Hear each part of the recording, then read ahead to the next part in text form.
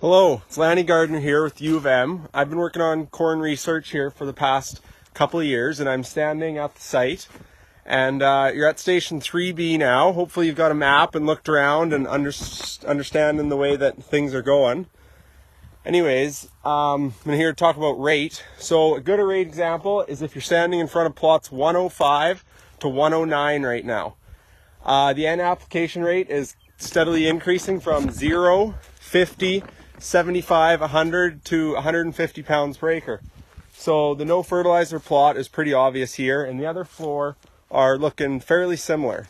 And this is because they all received some nitrogen, and given the N uptake pattern of corn is, it's not needed till after the V8 stage, and we're just past the V8 now. So we're starting to see deficiencies show up on the lower rate plots, but they've all had sufficient nitrogen up to this point. So if you're at plot 106 here, you'll be able to look down in the rows and you'll see that leaves are starting to, bottom leaves are showing deficiency symptoms. There's some firing going on.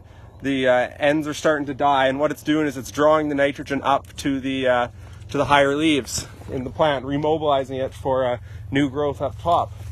So I'm just going to walk down here. You don't really see it happening in plots 107 yet, maybe a little bit. 108's good, and then you get to 109 and you've even got taller corn. This is the high rate, 150 pounds of nitrogen.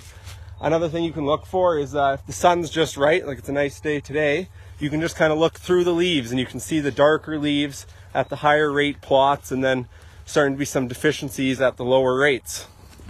So to flip over, you should be able to view a graph of my last 2 years of work of doing N rate. And so there's 17 site years here from 2018 and 2019.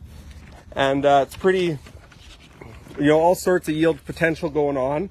But the main thing that I'm looking at here is what the potential yield was and where we reached it. So if you just take a quick glance, you'll notice that, between 150 and 200 pounds per acre, yields start to level off at every site year. No matter what the yield potential was, that seems to be what achieves maximum yield, just from briefly glancing at it. One thing you'll notice about this graph is that we use N supply along the x-axis on the bottom there rather than N application rate.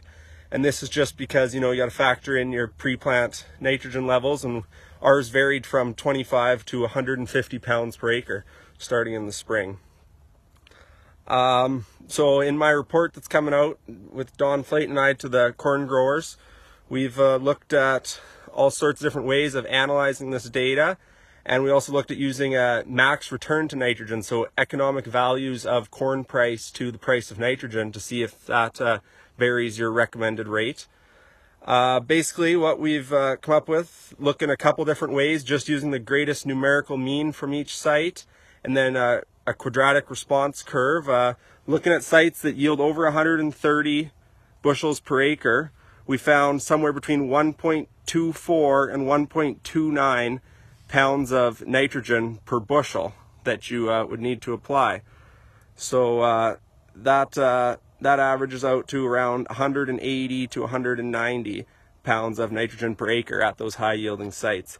And then at sites that yielded less than 130 bushels per acre, we found that the optimum N supply rate really didn't decrease much as the yields dropped. So basically showing that it's just increasing the nitrogen requirement per bushel of production. Anyways, thanks for looking through the tour, and hope you enjoy the stops.